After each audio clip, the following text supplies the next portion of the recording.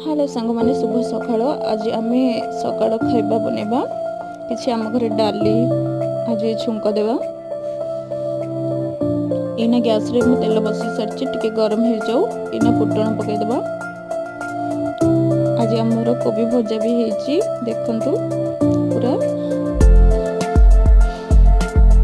तापर आ माछ भी आमर होती बहुत सारा। इना लंका पकईबा प्रोसेस अनुसार पियाज घाटी देवा भल भाव में तापर डाली को ता देहरे पकईदेवा।